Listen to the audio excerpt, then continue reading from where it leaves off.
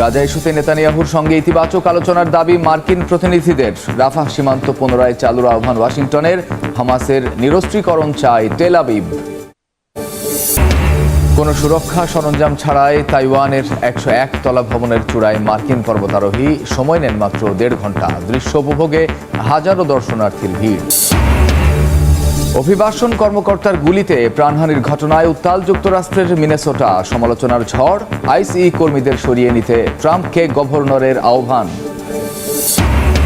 এবং ফিলিপিন্সের দক্ষিণাঞ্চলে যাত্রীবাহী ফেরি ডুবে 15 জনের মৃত্যু। এখনও নিখোঁজ 19। প্রাণহানি বাড়ার আশঙ্কা কর্তৃপক্ষের। চলছে উদ্ধার অভিযান। তীব্র তুষার ঝড়ে বিপর্যস্ত যুক্তরাষ্ট্র। এ পর্যন্ত 7 জনের প্রাণহানি। 24টি অঙ্গরাজ্যে জরুরি অবস্থা জারি। বিদ্যুৎহীন 10 লাখ মানুষ। 16,000-এর বেশি ফ্লাইট বাতিল। মিয়ানমারের নির্বাচনে ভূমিধস জয়ের পথে জান্তা সমর্থিত দল। প্রহসনের ভোট আখ্যা আন্তর্জাতিক সম্প্রদায়ের। সমালোচনা উড়িয়ে দিলেন সেনাপ্রধান। ইউক্রেনের জ্বালানি অবকাঠামো লক্ষ্য করে আবারও হামলার দাবি রাশিয়ার। একাধিক অস্থায়ী ঘাঁটিতেও আঘাত। মিত্রদের কাছে আরও প্রতিরক্ষা ব্যবস্থার আহ্বান জেলেনস্কির। ইরানের সাম্প্রতিক বিক্ষোভ শেষ হতে না হতেই দেশটির উদ্দেশ্যে যুদ্ধজাহাজের বহর পাঠানোর ঘোষণা দিয়েছেন মার্কিন প্রেসিডেন্ট ডোনাল্ড ট্রাম্প। এ ঘটনার পরই ইরান সতর্ক করেছে যে কোনো আক্রমণকে ধরা হবে সর্বাত্মক যুদ্ধ হিসেবে। ইরানের নাগরিকদের মধ্যে এ নিয়ে দেখা দিয়েছে উদ্বেগ ও ক্ষোভ। দেশটির নাগরিকদের একাংশ মনে করেন ওয়াশিংটন সরাসরি যুদ্ধের বার্তা হিসেবে এই পদক্ষেপ নিয়েছে। আবার অনেকে মনে করছেন যুক্তরাষ্ট্র ভয় থেকেই এমন সিদ্ধান্ত নিয়েছে। আবার কেউ কেউ ট্রাম্পের হুমকিকে মনস্তাত্ত্বিক যুদ্ধ হিসেবে দেখছেন। আমরা নিজেদের দেশকে কোনো বিদেশি শক্তির কাছে বিক্রি করতে পারি না। আমাদের অর্থনৈতিক সমস্যা থাকতে পারে, সামনে আরো কঠিন সময়ও আসতে পারে, কিন্তু আমরা কখনোই আমাদের দেশকে বিদেশি শক্তির কাছে হস্তান্তর করব না। ইরানের পার্লামেন্টের স্পিকার মোহাম্মদ বাকের কালিবাফ দাবি করেছেন সাম্প্রতিক বিক্ষোভে ইসরায়েল 48 ঘন্টার মধ্যেই এমন এক লজ্জাজনক পরাজয়ের মুখে পড়েছে যা গত জুনের 12 দিনের যুদ্ধের থেকেও ভয়াবহ। ইসরায়েল একযোগে ইরানের বিভিন্ন শহরে সংগঠিত সন্ত্রাসী অভিযান চালালেও তা ব্যর্থ হয়েছে বলেও দাবি করেন তিনি। ইসরায়েলের সঙ্গে যুদ্ধের পর ক্ষেপণাস্ত্র শক্তি আরও বেড়েছে বলে হুঁশিয়ারি দিয়েছে ইরান। প্রতিরক্ষা মন্ত্রণালয়ের মুখপাত্র ব্রিগেডিয়ার জেনারেল রেজা তালায়েনিক বলেন, ক্ষেপণাস্ত্রের গুণগত ও সংখ্যাগত সক্ষমতা দুটোই শক্তিশালী হয়েছে। পাশাপাশি উন্নত হয়েছে প্রতিরক্ষা ব্যবস্থা। একই সময়ে সম্ভাব্য মার্কিন হামলার আশঙ্কায় ইরানের শীর্ষ সামরিক নেতৃত্ব ঐক্যের বার্তা দিয়েছে।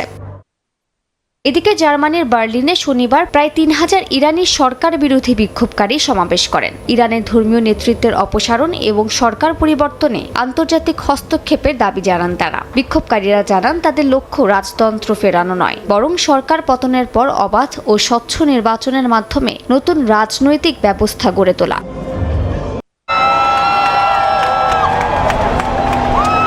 দড়ি বা সুরক্ষা সরঞ্জাম ছাড়া অনায়াসে বেয়ে উঠছেন 101 তলা বিল্ডিংয়ে। এ দৃশ্য দেখা গিয়েছে তাইওয়ানের তাইপেই বিল্ডিংয়ে। আকাশচুম্বী ভবনে মাত্র 1.5 ঘন্টায় আরোহণ করেন যুক্তরাষ্ট্রের আরোহী অ্যালেক্স হোনল্ড। বিশ্বের অন্যতম এই উঁচু ভবনে আরোহণের দৃশ্য দেখতে শহরে জড়ো হন হাজারো মানুষ। অসুরক্ষিত আরোহণে প্রাথমিকভাবে উদ্বেগ প্রকাশ করেন দর্শনার্থীরা, যদিও পরবর্তীতে আরোহণ সম্পূর্ণ করার জন্য হুনল্ডের উপর পূর্ণ বিশ্বাসের কথা জানান তারা। শুরুতে আমি খুব নার্ভাস ছিলাম, কিন্তু অ্যালেক্স উপরে ওঠার পর আমার বিশ্বাস হয়েছিল ও এটা পারবে। সে কোনো আবেগপ্রবণ মানুষ নয়, প্রচুর অনুশীলনের উপর ভরসা করে। কোন কোন জায়গা বেয়ে ওঠার জন্য উপযুক্ত তা মনে রেখেই সে কাজ করে। নগর প্রশাসনের কাছ থেকে সুরক্ষা সরঞ্জাম ছাড়া আরোহণের পূর্ণ অনুমতি নেওয়া হয়েছে। এটি আয়োজন করেছে অনলাইন ভিডিও স্ট্রিমিং প্রতিষ্ঠান নেটফ্লিক্স, যা তারা সরাসরি প্রচার করবে বলে জানান হোনল্ড। এছাড়া সাংবাদিকদের সঙ্গে কথা বলার সময় নিজের অনুভূতির কথা তুলে ধরেন এই আরোহী। তাইপেই বিল্ডিং থেকে শহর দেখার সুন্দর একটা উপায় এটি। ভেজা আবহাওয়ার কারণে আগের দিন অভিযানটি পিছিয়ে দিতে হয়েছিল। ভবনটির প্রতি সম্মান জানিয়ে আর যারা আমাকে এটি দেখার সুযোগ করে দিয়েছেন সেই পুরো টিমের প্রতি সম্মান রেখে আমি ভেবেছি জোর করে কিছু করব না। সবার প্রতি শ্রদ্ধা রাখবো এবং দেখব বিষয়টি আদৌ কখনো ঠিকভাবে বাস্তবায়িত হয় কিনা। 508 মিটার দীর্ঘ এই ভবন তাইওয়ান শহরে পর্যটকদের প্রধান আকর্ষণ। তবে এবারই প্রথম নয়। 2004 সালে ফ্রান্সের আরোহী অ্যালেন রবার্ট সুরক্ষা দড়ির সাহায্যে আরোহণ করেন এই ভবন। 2004 থেকে 2008 সাল পর্যন্ত এটি বিশ্বের সবচেয়ে উঁচু ভবনের তকমা ধরে রাখে, যদিও এই রেকর্ড এখন বুর্জ খলিফার ঝুলিতে। স্থানীয় সময় রোববার ইউক্রেনের জ্বালানি স্থাপনায় ধারাবাহিক হামলা চালানোর দাবি করে রাশিয়া। ড্রোন উৎপাদন কারখানা, গুদাম ও জ্বালানি সরবরাহ কেন্দ্র লক্ষ্য করেও হামলা চালানো হয়। সেই সঙ্গে 159টি স্থানে ইউক্রেনীয় বাহিনীর অস্থায়ী ঘাঁটিতে আঘাত হানার দাবি করেছে মস্কো। তবে এই হামলার ব্যাপারে কোনো তথ্য জানায়নি ইউক্রেন। এদিকে সামরিক উত্তেজনার মধ্যেই রুশ উপপররাষ্ট্রমন্ত্রী সের্গেই রিয়াবকভ বলেন, ট্রাম্প পুতিনের আলাস্কা বৈঠকের বোঝাপড়ার ভিত্তিতে ইউক্রেন শান্তি পরিকল্পনা চূড়ান্ত করতে আলোচনা চলছে। এদিকে আবুধাবিতে যুক্তরাষ্ট্র, ইউক্রেন ও রাশিয়ার প্রতিনিধিদের 2 দিনের বৈঠক শেষে যুদ্ধবন্ধে সম্ভাব্য কাঠামো নিয়ে গঠনমূলক আলোচনা হয়েছে বলে জানান প্রেসিডেন্ট ভলোদিমির জেলেনস্কি। রোববার লিথুনিয়ার রাজধানী ভিলনিয়াসে পৌঁছানোর পর সাংবাদিকদের তিনি বলেন, বৈঠকে মিত্র দেশগুলোর কাছ থেকে আরও আকাশ প্রতিরক্ষা ব্যবস্থা সহায়তা চেয়েছে কিয়েভ। রাশিয়ার প্রতিনিয়ত হামলা ঠেকাতে আকাশ প্রতিরক্ষা ব্যবস্থার প্রয়োজনীয়তার উপর জোর দেন জেলেনস্কি। Так само Європа має бути рішучою. যুদ্ধবিরতি কার্যকর থাকলেও গাজায় ইসরায়েলি হামলা এখনও থামেনি। প্রতিনিয়তই প্রাণ হারাতে হচ্ছে নিরীহ ফিলিস্তিনিদের। স্থানীয় সময় রোববার গাজার বেশ কয়েকটি জায়গায় হামলা চালায় নেতানিয়াহু বাহিনী। আল জাজিরা জানায়, গাজার জাবালিয়া শরণার্থী শিবিরে একটি চিকিৎসা স্থাপনার পাশে ড্রোন হামলা চালিয়েছে ইসরায়েলি সেনারা। এতে হতাহতের ঘটনা ঘটে। গাজার স্বাস্থ্য মন্ত্রণালয়ের তথ্য অনুযায়ী 2023 সালের 7 অক্টোবর থেকে শুরু হওয়া ইসরায়েলি হামলায় এ পর্যন্ত 71,654 জন ফিলিস্তিনি নিহত হয়েছেন। এর মধ্যে গত অক্টোবরে যুদ্ধবিরতি হওয়ার পর থেকে এ পর্যন্ত 481 জন প্রাণ হারিয়েছেন। অব্যাহত হামলার মধ্যেই যুক্তরাষ্ট্রের বিশেষ দূত স্টিভ উইটকফ ও ট্রাম্পের জামাতা জ্যারেড কুশনারের সঙ্গে বৈঠক করেন ইসরায়েলি প্রধানমন্ত্রী বেনিয়ামিন নেতানিয়াহু। আলোচনা ইতিবাচক হয়েছে বলে দাবি করেছেন উইটকফ।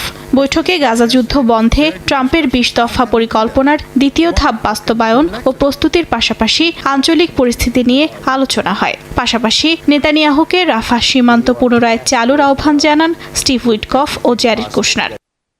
তবে নেতানিয়াহু প্রশাসন বলছে, শেষ মৃত ইসরায়েলি বন্দির মরদেহ হস্তান্তর ও হামাস নিরস্ত্রীকরণ ছাড়া সীমান্ত পুনরায় চালু সম্ভব নয়। তুষারঝড়ে বিপর্যস্ত যুক্তরাষ্ট্রের জনজীবন। বরফের চাদরে ঢেকে গেছে চারিদিক। দেশটির দক্ষিণাঞ্চলে বরফ জমে গাছের ডাল ভেঙে পড়ায় বিদ্যুতের লাইন ব্যাপক ক্ষতিগ্রস্ত হয়েছে। ঝড়ে বিদ্যুৎ বিচ্ছিন্ন হয়ে পড়েছেন অন্তত 10 লাখ বাসিন্দা। টেনেসি অঙ্গরাজ্যে বিদ্যুৎহীন 3,30,000-এর বেশি। মিসিসিপিতে 1,60,000, লুইসিয়ানা ও টেক্সাসেও হাজার হাজার মানুষ অন্ধকারে। মধ্য আটলান্টিক অঞ্চলেও বিদ্যুৎ বিভ্রাট দেখা দিয়েছে। যুক্তরাষ্ট্রের দক্ষিণাঞ্চলে তুষারঝড়ে সবচেয়ে বেশি ক্ষতিগ্রস্ত মিসিসিপির অক্সফোর্ড শহর। সেখানে প্রায় 75% গ্রাহক বিদ্যুৎহীন। বহু এলাকায় গাছ ও বিদ্যুৎ খুঁটি ভেঙে পড়েছে। পরিস্থিতি ভয়াবহ বলে জানিয়েছে স্থানীয় কর্তৃপক্ষ। নিউ ইয়র্ক সিটিতেও প্রবল তুষারপাত ও তীব্র ঠান্ডা। মেয়র জোহরান মামদানি জানান, গেল 8 বছরের মধ্যে সবচেয়ে শীতলতম সময় এটি।